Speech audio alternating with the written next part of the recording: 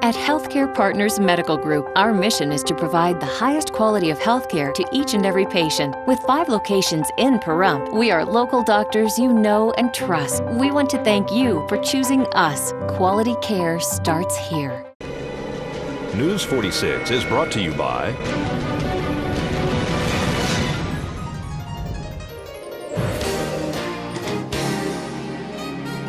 Healthcare Partners and Humana. News is also brought to you by Pahrump Dermatology and Skin Cancer. When you need the best dermatology care in Pahrump, call Pahrump Dermatology and Skin Cancer, 775-727-9800. News is also brought to you by Barry Levinson and Associates, Pahrump's Bankruptcy Center. When it comes to important matters like bankruptcy, call an experienced, compassionate attorney. Call the Bankruptcy Center of Pahrump. Call 775-727-4747. Tonight on News 46, 5 local firefighters are given the Medal of Valor. And Pahrump Valley High School Choir and Band will perform a holiday concert. And a food drive this weekend to help the needy. News 46 starts now. You're watching KPVM News 46 with Rick Vale and Rhonda Van Winkle. Local coverage from Deanna O'Donnell and news across Nevada with Janet Eric. News 46, local coverage you can count on.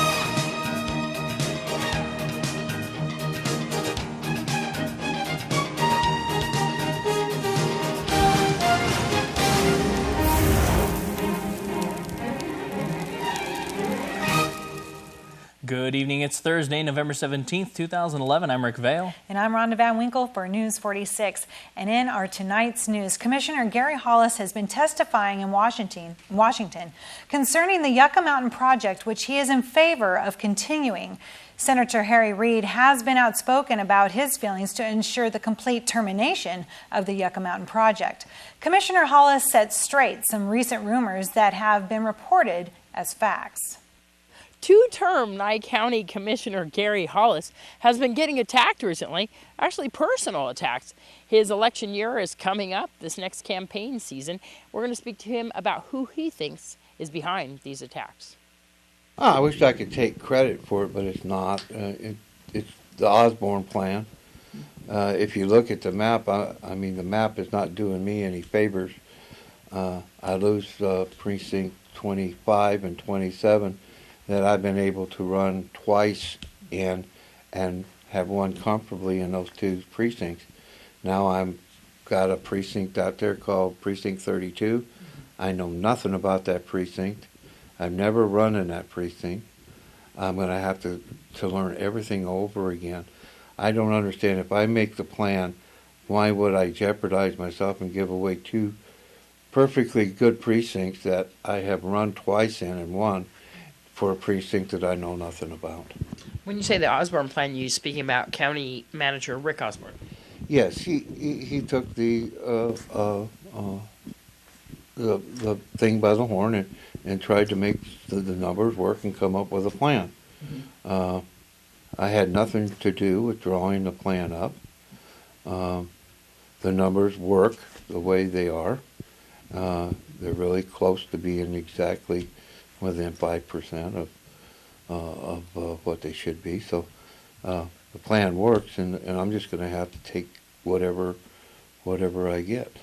And this was all done redistricting for the next election cycle, so that the commissioners would have kind of an equal amount of citizens in their district. Yes, if you look at the last census, I mean the census before this one, the numbers were out of control. And the number 1 district was only 6,200 people in it. The other 4 commissioner districts were over 9,000. So that district was out of whack with the rest of us. So in this census year, it says that we need to redistrict. There you go. And I know that you're very involved with Yucca Mountain, and you've been speaking in Washington and talking about Yucca Mountain and the fact that we're hoping to do something with it, not permanently close it. And you've been actually speaking Washington. Harry Reid, Senator Harry Reid, is not for Yucca Mountain, but there's been some attacks on you lately. Do you think that it has something to do with Harry Reid? I know that there's been some talk about you not having a building permit for your garage. All this is coming about right before your campaign. Well, I certainly don't want to go out here and second guess what Senator Reid does.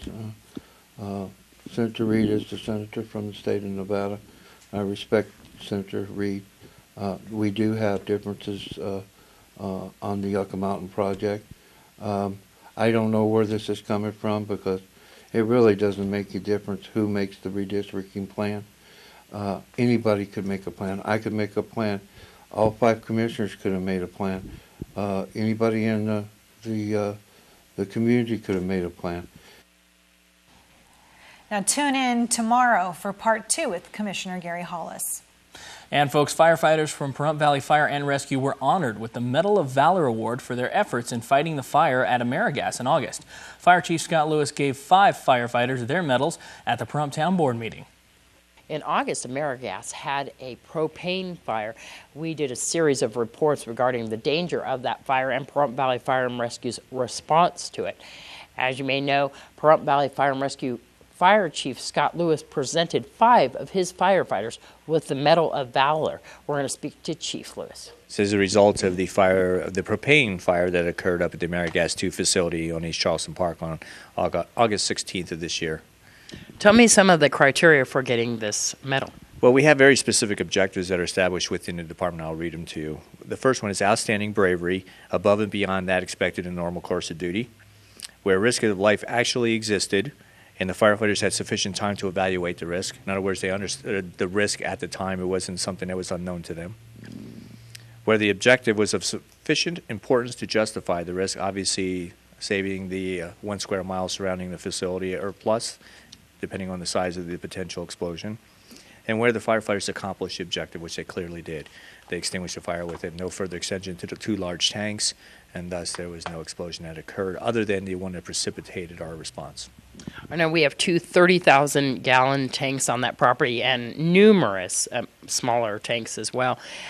When you guys went into that fire, I know that you guys had a little discussion about seeing each other on the other side. You were well aware, and we found out later how close we got to actually having a major catastrophe on our hands.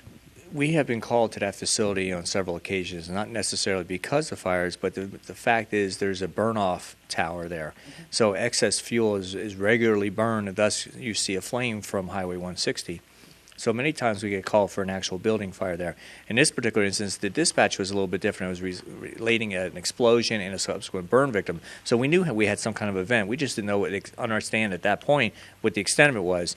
As we were approaching the scene, we had the only thing that was visible from the street, which we would call Division A, was that burn-off tower. So we really were uncertain as to what we had. We knew we had a burn victim. That patient was being tended to by our crews. Until Engine 4 did a reconnaissance of the property, we did have an audible alarm sounding from the fire flow from the sprinkler systems. So we knew water was flowing, but until they got in the backside and saw what they actually had, that's where we first understood the gravity of the situation. We understood the potential, but didn't know exactly where we were in that process. It was a hard situation because so many smaller cylinders were on fire or in the vicinity of the fire.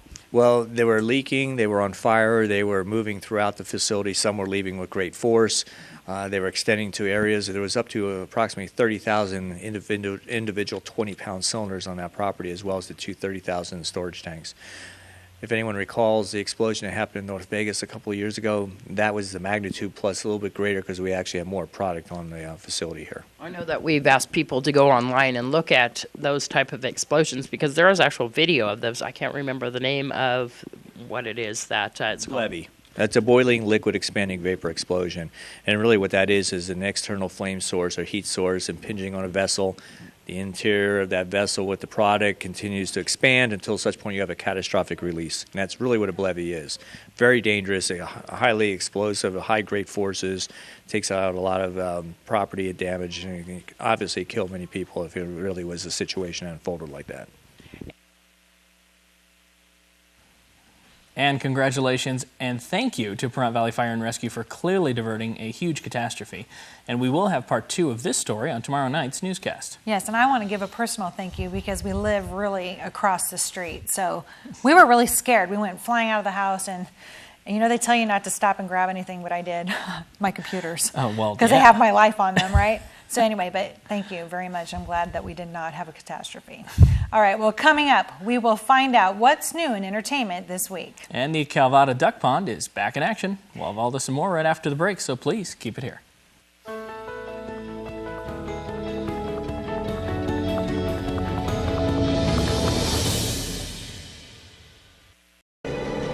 News 46 is brought to you by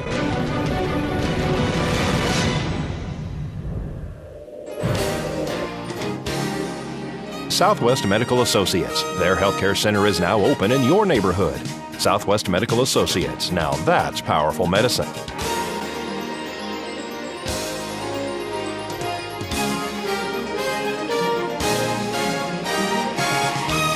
Welcome back to News 46. A food drive to help the needy will be held this weekend at Smith's. On November 19th, we're having a food drive. I'll be at Smith's doing a live remote from 10 to 2. It's my annual Saturday before Thanksgiving food drive to fill all the food banks. And this year, we need more help than ever. What's different in this year than ever? We have more families that are really struggling. This is a great food drive. It helps everybody for the holidays. That's our purpose, to bring it into the homes, right? Exactly. Well, no, we fill the food banks, all the food banks. The other deal where we take it to the home, that's Geneva, Gary, and I buy the dinners for these families that people tell us are really bad off, and then we deliver those. So you guys are doing that as well? Oh, yeah. We do it every year. Yes. And I know Gary Hollis, Commissioner Gary Hollis is your husband. Lovely. Yes, he is. But we just want to help the community. We know there are so many people out there in need this year that we really want to help them. It really saddens my heart to know how many people are out there, and we need the community behind us. It's a wonderful thing. Karen, you always come through for all these things, food drives, anytime that the community needs help, as well as Commissioner Gary Hollis, who always donates Geneva and him to these food drives. They usually donate quite a bit. Gary drops off a lot of items. Oh, yes. Well, actually, Butch Boraski, Gary, and Dan Schinhoffen, they always get a lot of food for the food drives. What items are we looking for? What kind of products? Well, this is the Thanksgiving push, so we're kind of focused on Thanksgiving type items. So it can't be perishable, though, right? Yes, it can be perishable. I do bring the coolers because a lot of people bring turkeys, and we put them in the coolers so that the food banks have turkeys to give away also. So you'll be out in front of Smith's from what time to what time? From 10 to 2 on November 19th. That's next Saturday. Come out and see us and bring whatever you can. Anything. Well, of course, Karen will be on the radio live doing that and make sure everybody remembers. I'll be there live, but what a lot of people don't realize is they say, well, I can only afford one can of food or one box of stuffing. What they don't realize is that makes a big difference. Every can, every box, it all adds up. It does, it really does, and it's a wonderful thing. What are you going to be doing for Christmas? I always do a food drive before Christmas too. You'll keep us posted on that one too? I promise. And now let's find out what's up in the world of entertainment with Zach Fuentes.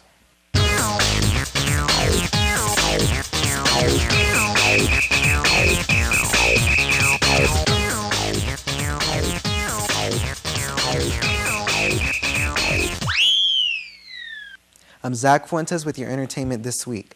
Well, September of 1988 saw a local New York City morning television talk show become nationally syndicated. That show was called Live with Regis and Kathy Lee, and has since become not just a morning talk show, but the morning talk show. In 2000, after 15 years of co-hosting the show in its local-only days and in its national syndication, Kathy Lee Giffords left the program, and her stool on the show was successfully filled by Kelly Ripa, and has been for the past 11 years.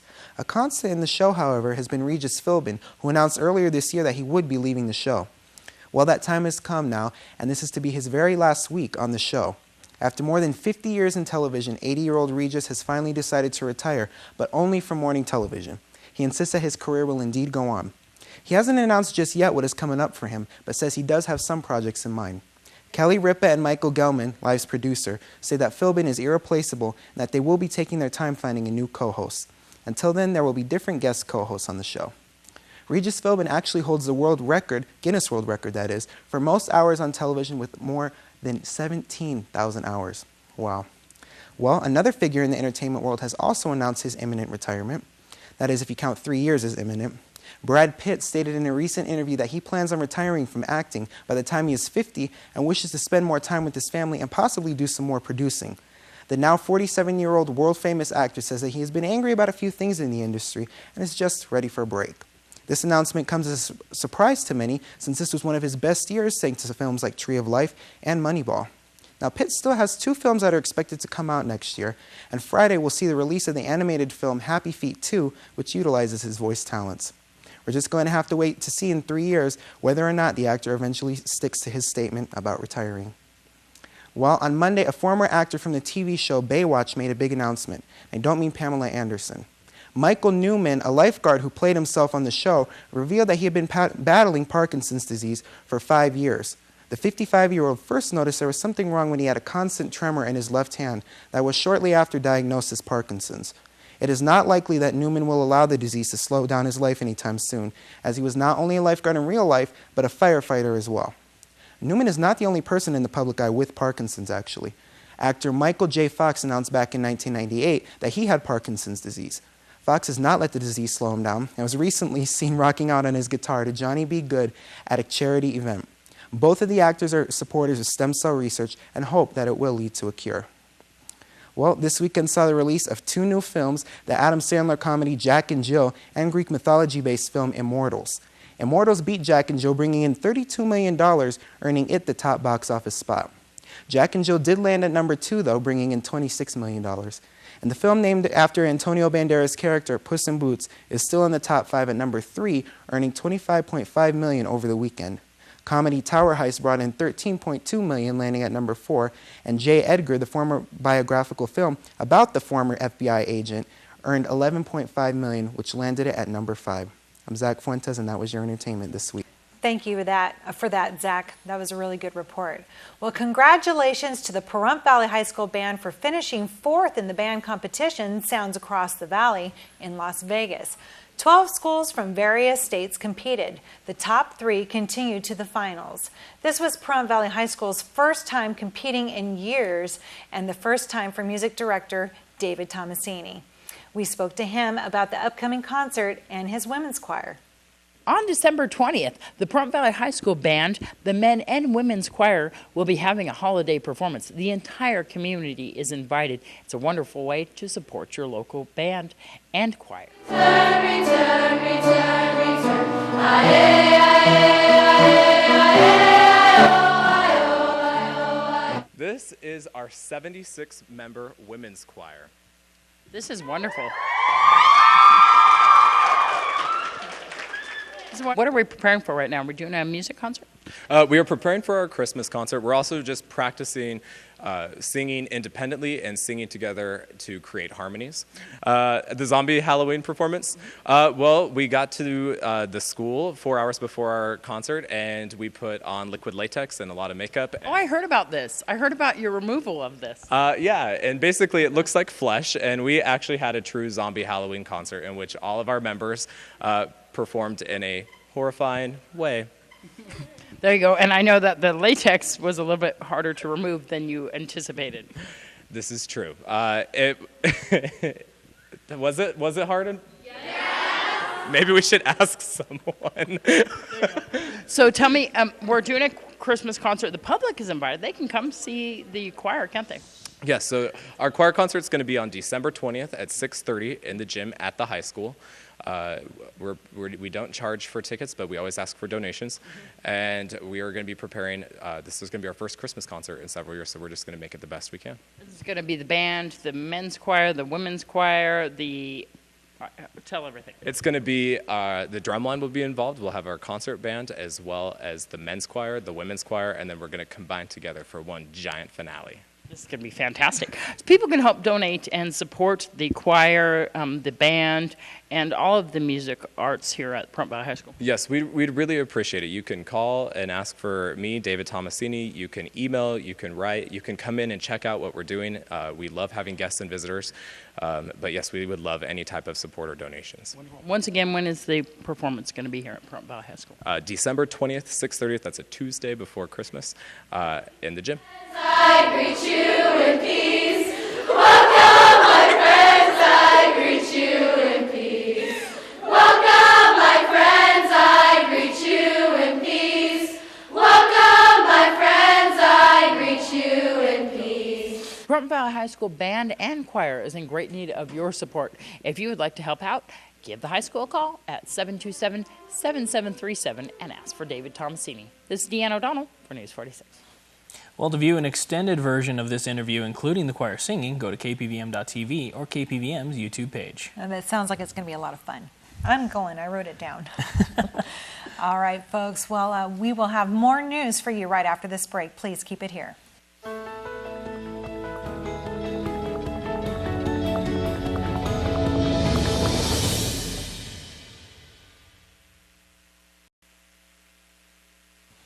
Welcome back to News 46, and now we're going to head over and check with Zach Fuentes on our 7-day forecast. News 46 weather is brought to you by Healthcare Partners Medical Group, with 5 locations in Pahrump. Local doctors and professional staff providing total care from infancy to seniors. News 46 weather is also brought to you by your local dairy farmers. Dairy products are very important in maintaining a healthy body. For more information, you can visit their website at nevadadairycouncil.org. News 46 weather is also brought to you by Humana.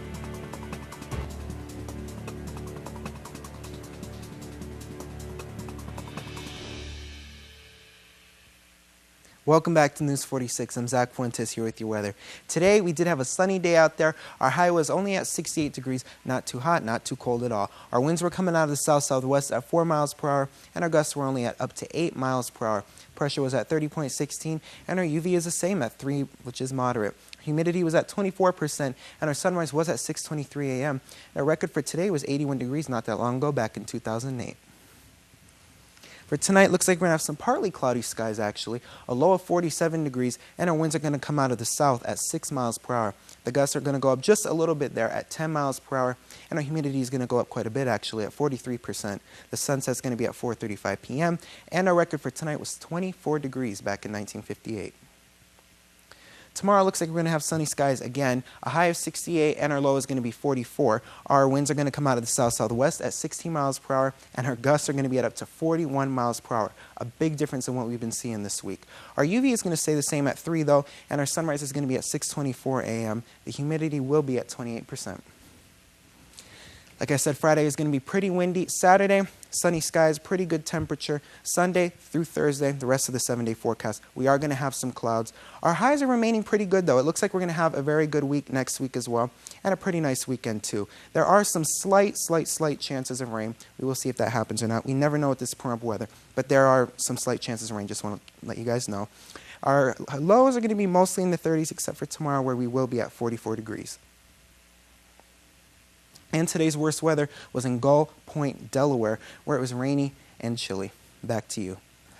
Thank you very much, Zach. Folks, the movie Lady Magdalene will be shown on KPVM tonight. The movie was filmed and produced locally. It begins at 7:30 p.m. right here on KPVM 46.1 and Channel 41, and is rated PG-13. Yeah, you might see some people. You will see local people in the movie, so it'll be fun to watch it. Absolutely. Definitely. Okay, well, we wanted to let you know we are running out of time tonight, but tomorrow night we do have a few stories coming for you. One is on the Calvada Duck Pond, and a special story, a feel-good story from the Seroptimist. And also we want to let you know to avoid the area of Highway 372 right now. There is an accident in front of Grocery Surplus. We'll also have more for you tomorrow on tomorrow night's news. All right, folks, that's going to do it for this edition of News 46. I'm Rick Vale. I'm Rhonda Van Winkle. And from everyone up here in the Hill of KPVM, we wish you a safe evening, and we'll see you here again tomorrow night. Until then, good night, Pahrump. Good night.